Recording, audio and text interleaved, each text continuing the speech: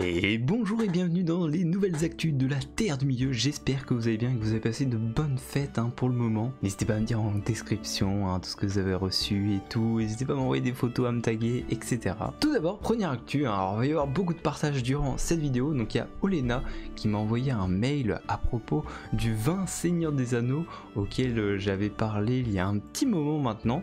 Donc cette personne-là est allée déguster au Toulouse Game Show du coup les vins et on a commandé des bouteilles et m'a envoyé des photos. Donc je vais vous montrer les trois versions, il y a carrément un petit opening et tout, c'est trop stylé. Donc il y a la version Shire, évidemment la comté en version française. À chaque fois en fait il y a une petite description, il y a la vision de ce qu'il donne et la note de dégustation. Donc ce vin vous surprendra par ses arômes agréables de fruits rouges, frais et légèrement poivrés. Ensuite on a celui du Dorwignon, donc situé à l'est de la Terre du Milieu sur les rivages de la mer de Rhône.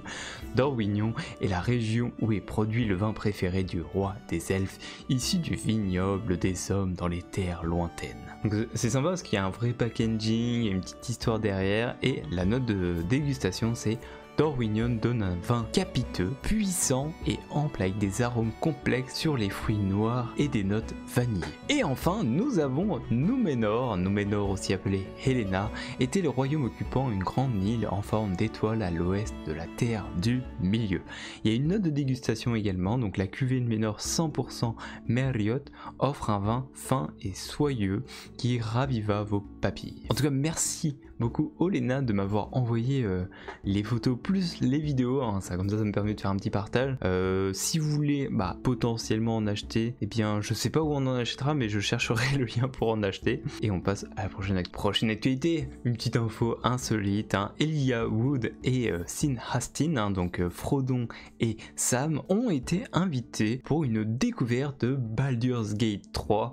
Donc c'est assez rigolo, c'est une vidéo qui a été postée sur le compte du coup de Larian Studio, ceux qui sont derrière le jeu Baldur's Gate 3, n'hésitez pas à aller voir mon let's play. Et du coup ils testent tranquillement. Alors je sais qu'il y a déjà, on m'a dit qu'il y avait déjà des mods pour jouer par exemple la communauté de l'anneau dans le jeu, donc peut-être qu'on les installera. Pour l'instant je découvre le jeu tranquillement, n'hésitez pas à me donner des petits conseils et tout, moi je le fais en tout cas avec Toano. Sinon on s'élance dans les partages. Donc tout d'abord n'hésitez pas à aller voir la chaîne Nejitashi, c'est un groupe a cappella qui a fait une reprise Seigneur des Anneaux. Alors ils étaient venus sur notre stand Paris Fan Festival, peut-être qu'ils reviendront cette année. En tout cas ils ont posté une vidéo de 4 minutes 19 sur des thèmes de World Shore, sur la communauté de l'anneau, etc.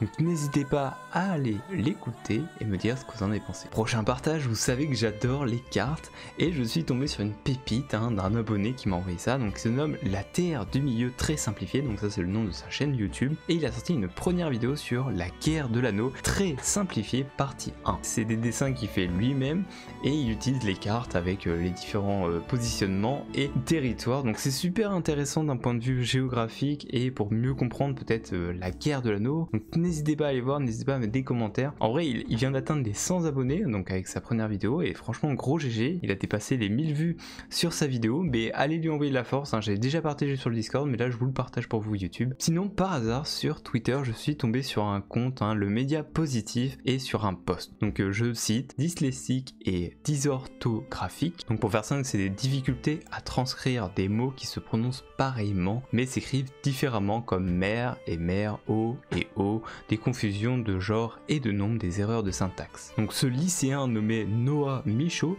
a le projet de créer toute une trilogie à la Tolkien. À 17 ans, il a déjà écrit un roman et inventé 2 langues pour décrire ce monde composé de 24 continents et de 83 nations imaginaires. Bon, je vous mettrai des petits extraits de la vidéo parce que il est quand même sacrément chaud. Il a créé une langue qui s'appelle le luérien et c'est une langue où il simplifie très facilement en fait. Vous allez voir, si vous allez voir la vidéo, il met tous les sujets au début de chaque phrase et tous les verbes à la fin de chaque phrase pour simplifier au maximum. En fait, avec ses problèmes qu'il a, il a essayé de simplifier au mieux tout en créant son monde, en se basant sur les plus grands auteurs. Enfin, c'est super intéressant, une vidéo de 4 minutes 52 sur Facebook. Je vous mettrai soit un lien, soit quelque chose. Je vous mettrai des petits extraits, je pense, parce que c'est super intéressant. Change les phrases, par exemple, maintenant ce n'est plus le verbe est à la fin, par exemple. Le sujet est au début, dans n'importe quel cas, ça sera toujours le sujet au départ. Et autre partage que j'ai oublié, c'est évidemment le voyage en Terre du Milieu, épisode 200 de Boulia. donc les mémoires de la Terre du Milieu, je fais une apparition, il y en a plusieurs autres qui font des apparitions comme par exemple Faustea ou Galethorn, donc n'hésitez pas à aller voir, elle est vraiment incroyable la vidéo, elle retrace, c'est vraiment un voyage en Terre du Milieu de plus de 1 heure de vidéo où vous pouvez vous poser et tranquillement s'émerveiller dans cet univers merveilleux. Sinon une petite info insolite, Noël, quand le pape François cite Tolkien, l'auteur du Seigneur des Anneaux, lors de la messe de minuit. Donc je vais carrément citer l'article, dans la soirée du 24 décembre 2023, en la basilique Saint-Pierre de Rome, le pape François a célébré la messe de la nuit de Noël. Une référence de J.R.R. Tolkien en particulier n'est pas passée inaperçue. Donc face à plus de 6500 fidèles, le pape François a célébré la traditionnelle messe de la nuit de Noël. Dans son discours, il a exprimé la phrase suivante: je t'offre la seule grande chose à aimer sur terre, le Saint-Sacrement. Tu y trouveras le charme, la gloire, l'honneur, la fidélité et le vrai chemin de toutes tes valeurs sur terre. Donc d'après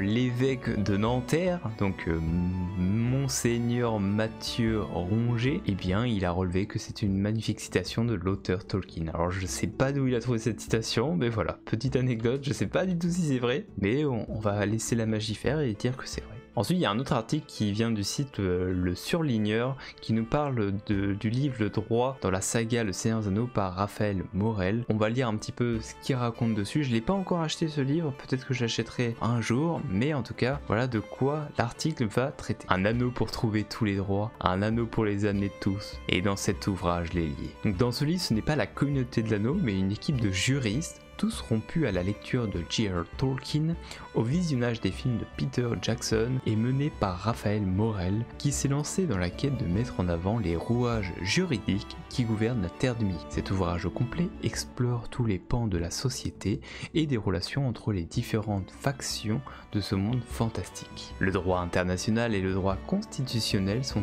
inévitablement très présents dans cet univers. Le Gondor devrait-il venir au secours du Rohan lorsque l'Westfold est tombé au titre de leur alliance? Le Mordor est-il un état terroriste car il n'a pas d'autre but que d'instiller la peur chez ses voisins? Qui est le véritable souverain de la Moria? Le peuple des nains ou l'effroyable Balrog qui a élu domicile? L'intendant du Gondor est-il vraiment le dirigeant? Peut-il s'opposer au retour du roi? Mais les thèmes de réflexion sont aussi vastes que ne l'est la Terre du Milieu. La nature très présente a-t-elle des droits, y compris les Ents? Qu'en est-il de la modification génétique des orques par le magicien Saruman pour créer les terribles Uruk-hai? La communauté de l'anneau est-elle une organisation interétatique, dans la mesure où elle mêle des hobbits, un magicien, un elfe, un nain et des hommes? Mais surtout constitue-t-elle une association de malfaiteurs en vue de détruire l'anneau? L'utilisation du Palantir respecte-t-il le RGPD? Alors RGPD, c'est une loi qui vise à protéger les données personnelles des utilisateurs. Toutes ces questions permettent de redécouvrir ou découvrir cette saga épique où les interactions juridiques sont nombreuses. Alors cavaliers et cavalières de Théoden, en avant et bonne lecture. Voilà, en vrai cet article il donne quand même envie de le lire, parce qu'en fait il se pose beaucoup de questions, donc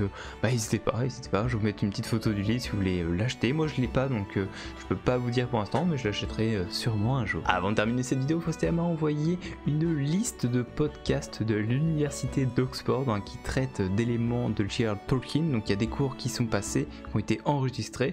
Alors le dernier date du 11 décembre 2023, donc c'est assez récent. Donc si vous avez envie d'écouter ceci, alors c'est en anglais évidemment, donc il faut être un petit peu mordu. En plus le son est pas forcément de bonne qualité, j'en ai essayé d'écouter un pour voir, mais c'est très intéressant. Voilà, il y a plusieurs thèmes, je vous mettrai la liste sur le site, tout simplement. Donc voilà, en tout cas, merci d'avoir suivi cette vidéo des actus de la Terre du Milieu. Cette vidéo sortira normalement le 29 décembre 2023, donc il y aura plus de vidéos, en tout cas cette année, des actus de la Terre du Milieu. On se retrouve en 2024 pour plein d'actus autour de la guerre des Rohirrim, les Anneaux de Pouvoir saison 2 et plein d'autres choses, les nouveaux jeux, etc. N'hésitez pas à me faire des retours sur ce concept si vous voulez plus de partage, plus de je ne sais pas quoi. Donc merci d'avoir suivi, je vous dis à bientôt, au revoir et abonnez-vous.